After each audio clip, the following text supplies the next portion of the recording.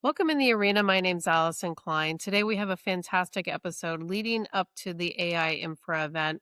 We've got Keith Sarbaugh. He's the EVP and Chief Digital and Technology Officer for Zoetis, and he has some really interesting insights in the integration of AI into the enterprise. Keith, welcome to the show. Thanks, Allison. Happy to be here. Why don't we just start with a simple question? And Zoetis has never been on the show before. You have never been on the show before. Can you just start with an introduction of your background and what Zoetis is delivering to the marketplace? Yeah, sure. Thanks, Allison. So Zoetis is the world's leading animal health company. We had about 9.5 billion in revenue last year in 2025. Um, we have about 14,000 colleagues around the world, 70 different countries we operate in. And we serve in and around animal health. So veterinarians, livestock producers, pet owners. Uh, in fact, our products are available and sold in over 100 countries. Our core species that we focus on include things like dogs, cats, cattle, poultry, swine, fish, horses. So, kind of fully across the spectrum of animal species, both animals that end up on your table, perhaps as a source of protein, or the ones you pet on your couch. As you said, I'm the Chief Digital and Technology Officer. So, in that capacity, I have responsibility for the company's technology, AI, digital, data analytics, cybersecurity agenda. But then I'm also kind of separately responsible for customer experience for the company. So that role is a little bit unrelated to tech and digital, but also I kind of wear two hats in that capacity. I joined Zoetis in early 2023. And prior to Zoetis, I had about 2 decades at Eli Lilly, so human pharmaceuticals, and then a few years at Biogen, which is a human biotech company. Um, so I've been in health and life sciences my whole career. Really excited about what we're doing here at Zoetis. I love this sheet behind you that's like perfect for the moment. Yeah. Zoetis is such an interesting company for me because you sit at a really interesting intersect between different stakeholders, from veterinarians to pet owners to, livestock trade and all sorts of things in between. When you think about applying AI in that complex of a business value chain, and the breadth of audiences that you're dealing with, what are the core pressures that are actually driving the urgency in terms of adoption? Yeah, it's a great question. I think where we are, I think many of the companies that are going to be at TechArena are kind of feeling similar pressures. A few that are top of mind are around macro and geopolitical headwinds. So inflationary pressure, which of course impacts consumer confidence and consumer willing to spend. We've got intensifying competition. So we're in key markets like dermatology and parasiticides. All of this sort of net result of all of this is that AI isn't a nice to have. It's a strategic enabler to how we're going to scale and run the next chapter of our story. And I think that's been key to how we think about AI. We've not done a lot of work around how do we make Keith or Allison 5 or 10% more productive, but we've Right. really been focused in transformational opportunities within AI. Like, how do we show up differently in the marketplace and drive innovation with technology? Now, Keith, at the upcoming AI Infra conference, you're giving a really interesting talk about, how do we take AI and scale it from ideas and pilots into massive deployments? When you're thinking about Zoetis and a company that obviously is going to have some legacy systems, legacy processes, what makes closing the gap between a promising AI initiative or pilot and something that delivers value so challenging to do at scale?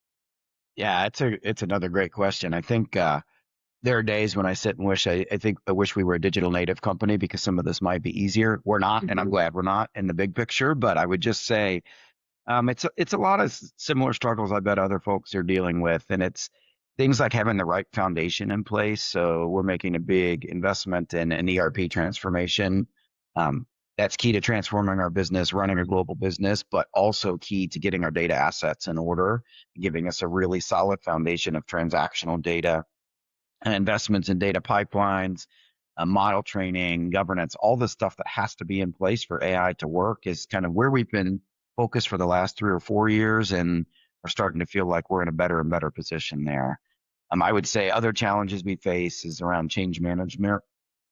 Earlier in our journey, I think we shortchanged and didn't appropriately uh, prioritize what we're doing around change management. I sort of had this notion in my mind. This is going to be so powerful and so compelling that it's just as soon as we make it available, people are going to flock to it and start using it.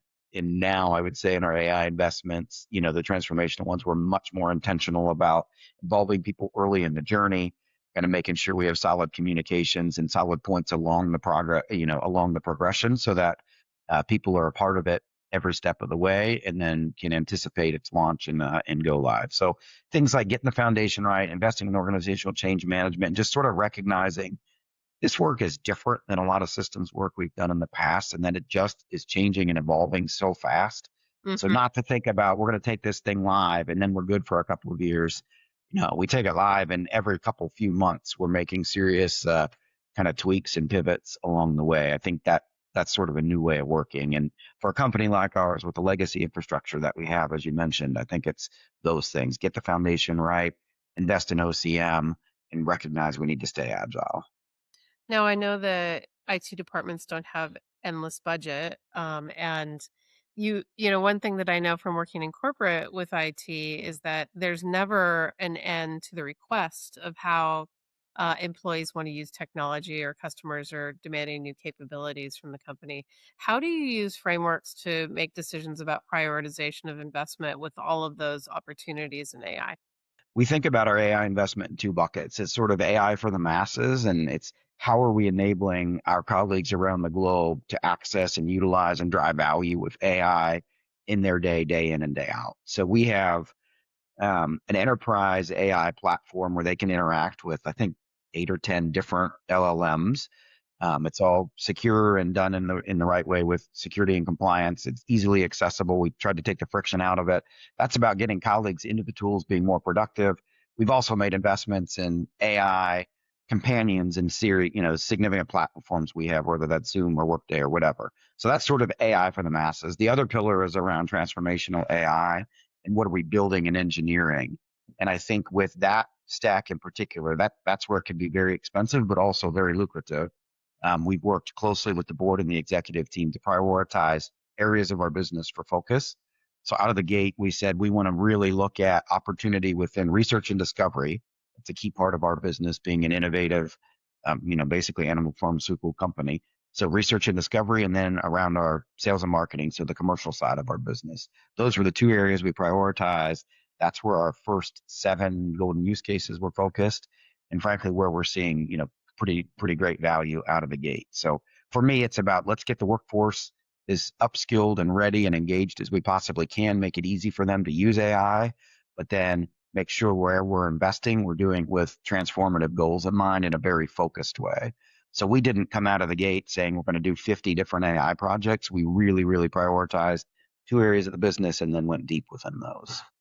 Now, the great news for Zoetis and for our listeners is that you have some track record here. And I guess one question that I have for you as you talk about those two areas is, can you give us some examples of where you've seen positive benefit and what you've learned through that experience?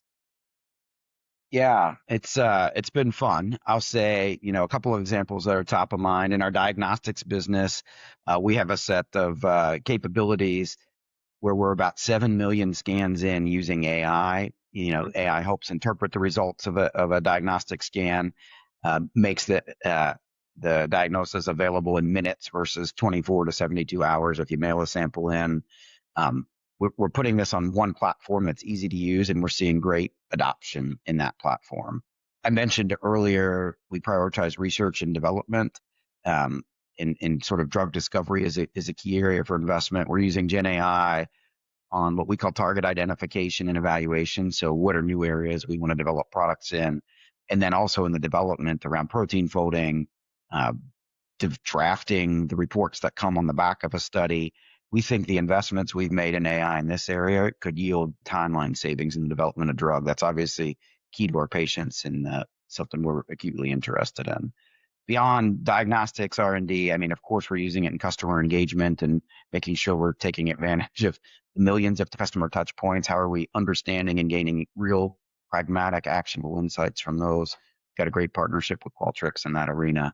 So just really across the value spectrum, but those are a few examples of like where I'm personally most interested and excited. I love it. I got so excited when you said protein folding. We could do another episode just on that topic, but we won't today because I want to Thank move you. forward. Um, I think that the other area of this, as you're discussing the different use cases, obviously there's technology in play, but there's also the human element. And how do you work with either researchers or marketing leads, sales leads to really embrace this technology and see it as a tool that works beside them? Yeah. Allison, I've been in this kind of business of tech and digital and intersection of life sciences for my entire career. So now, Mhm. oh my goodness, 25 years. Mhm. And I'm embarrassed to say, like some of the lessons I should have learned long before now, I'm still learning with AI. And I would say the change management thing that I mentioned before, um, we've now stood up an enterprise-wide capability around change management and driving adoption. We didn't have that before. I think that's a key to success. What I'm seeing from a leadership level, I've talked to peers, and of course, I read the things you read, and a leadership mandate to use AI, I don't think that works. It hasn't worked here. What does work is where you get leaders deeply engaged in AI and adopting and thinking about their business and driving business opportunities with AI. When the leaders model the behavior, not just say it, but they model it, you see tremendous adoption. So I think that's been a key. And then the last thing I'll mention, we've invested in sort of a grassroots change champion network, AI champion network. So we have about 300, I think we're over 300 now, colleagues that are ambassadors for AI. So these aren't tech and digital people necessarily. They're people who have a strong affinity to AI, who have shown themselves to be agile early adopters of it. And they're distributed all around the business. And the concept here is you don't need to call a help desk or engage an IT person. You work with the person sitting next to you and you talk about brainstorm opportunities, or if you get stuck, they're a source, a resource for you to kind of keep things moving forward. We've had a lot of really engaged colleagues, and I think that model for us has been valuable, driving sort of grassroots adoption and helping us achieve some of the numbers we've achieved so far. Those are amazing programs, and I think a lot of organizations could learn from what you just shared. And I guess, where my mind goes is the next step of it, which is really the redefinition of work roles as the application and benefit of AI is really well understood across those different functions that you described. How are you addressing this, especially for those entry level jobs? That maybe, with folks who are new in market, maybe those are the skill sets that are getting changed most drastically. How do you look at bringing in talents and in this type of environment and growing a workforce over time when you know that AI is sitting at the table? Yeah. This is a topic that's very personal and a strong interest of mine. I have two of my three kids are in college, and one will Mhm. soon be in the next 4 years. And I know, anybody who might be listening to this who has children approaching or nearing approaching the workforce, this is something of acute interest. And I think my concern is just sort of this dogmatic oversimplification of AI is going to replace entry level jobs. If we let it do that, I think we're really setting ourselves up for a tough time in the future. And I think about when I started my career, and how I think this model has held true for the last 20 years. Like, you have to have that early career experience and those opportunities to learn. If you don't have that, how do you build kind of the judgment and domain expertise that's necessary to be successful at mid and higher levels? So, my advice to anybody in school or soon to be in school, learn to work alongside AI. Like, your value is going to be the context you provide, the human in the loop sort of position that you can provide. You need to find a job where you can leverage AI and still, have a chance to develop some of those early career skills. Don't underestimate the value of like showing up and doing the work. Roll your sleeves up, get your hands dirty. We have an internship program here at Zoetis where we recruit college, typically rising juniors or rising seniors, and give them really hands-on experience, and look to keep them kind of engaged through the program. Is we want to invest in early career because the early career is the pipeline that feeds the mid and the late career. So I don't know. I think it's an interesting time, and who knows how it will play out. I just say stay curious, learn to use AI. Don't shy away from it. Some of these universities I know are stuck in this conundrum of like we want kids to use, I'm sorry, students to use AI, but we don't want them to use it to deliver their home. I don't know. I don't know what the answer is to that, but I can tell you the best early career talent we're seeing are the ones that are coming out of school that understand almost natively and intuitively how to leverage and use the tools because they've done it in school. And I know it's a slippery slope and a difficult thing to balance, but I think, yeah, stay curious, work hard, and look for opportunities to gain context and experience because that's only going to make you more valuable as you proceed through your career. I love that, and I love exact everything that you just said, Keith, and it makes me think about, if you go back in time and think about, when calculators came to be, do people really need to do math by hand anymore? This is really, on steroids, redefining what it is you need, what it means to learn, and what does it mean to add value as a human to the workforce. And I think that we are only going to find those solutions as we evolve and see how the nature of work changes. I think that this could be a topic that we talk about for years, and I think that it's great. As you described the programs that you're putting in place as Zoetis, you're doing a fantastic job of really leaning into the learning there.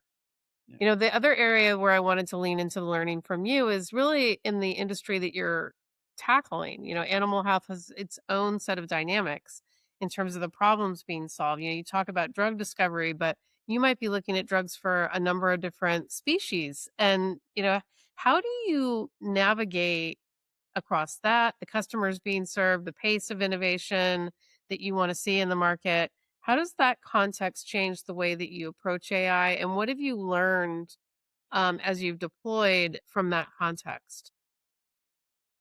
Yeah. I mean, I think you're really asking about like what are the constraints and the learnings we've had to manage around constraints. Hmm. Yeah, I think like for me, first and foremost is sort of talent and workforce readiness. So understanding how roles at Zoetis are going to evolve as AI matures and what does that mean for our workforce and the skills and the experiences required. And just making sure we're ready and our Zoetis colleagues are ready as things change. That is a huge area of investment for us, and something we're going to stay acutely interested in. We have great people. Let's make sure they're ready for this transition. And I think a vast majority of them are really signing up and really enthusiastic about the changes that are ahead. I worry a lot about it's not a constraint, but a concern around cybersecurity and IP protection. We're an innovation-based business. IP protection is an issue that's incredibly important to us. And I would just say, as AI matures and scales, unfortunately, so do our adversaries' capabilities. So trying to stay ahead of that, of course, we're all reading about and worried about Mythos and other changes as the capability evolves. How are we trying to stay, a step or two ahead of that and sort of ready as their capabilities advance? And then I would just say we're obviously in a understandably regulated industry, making sure we can find the right balance, working with policymakers and regulators around how do we uh, how do we manage the pace of the evolution of AI and sort of be proactive in the adoption, but do it in a way partnership with the regulatory agencies so that we can craft this sort of new operating model as things go forward. I think the optimistic side of me is, hey, Zoetis has had a history. We are an innovative company at our core. AI is going to be the engine that helps discover therapies faster, help us bring new products to market, create new markets. We're going to drive new standards of care, and I think AI is going to be front and center of how we do that. I'm ready to deploy AI. The executive team is ready to deploy AI across the entire value chain, um, from drug discovery through manufacturing to commercialization and seeing it hit the clinic. We're already seeing examples of that. I think it's a friggin' awesome time to be in tech and digital and in animal health in particular. We're going to see a huge return. Of course, I see all the skepticism, and I think the best thing is to pay attention, be intentional about where you invest, measure it, and be willing to pivot when you need to pivot. Because every time we've measured, we've had to make a pivot, and I think Mhm. that's what's as important as anything. So a lot to be excited about it. I can't wait to see where things go. Now let's just take a look at AI Infra. Obviously, your talk's going to be great, but what else are you looking forward to in September in Santa Clara in terms of engagement?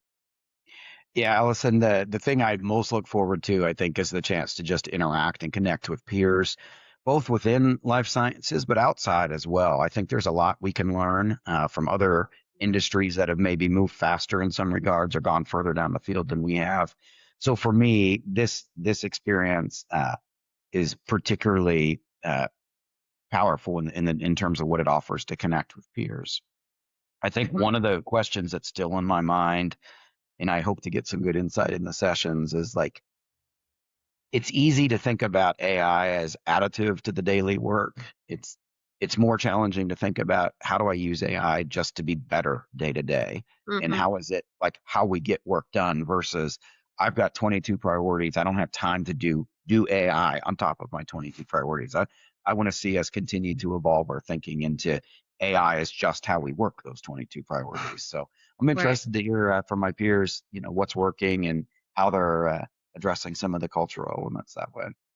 I love it. I'm sure, Keith, that our audience is keen to engage further based on what you've shared. I think that, the fact that you're looking at this from across tech to the workforce to really how it changes the business, you've opened up so many avenues for further conversation. If folks want to engage with you and your team and learn out more about Zoetis and what you're doing with AI, where can they reach out? Yeah. So if I don't see you at the conference, the best way I would say is LinkedIn. So I'm Keith Sarbaugh on LinkedIn, and look forward to those connections and learning, the opportunity to learn from each other. Thank you so much for your time, Keith. I can't wait to learn more, and I will be attending your class in Santa Clara. Awesome. Thanks, Allison. It was a great time.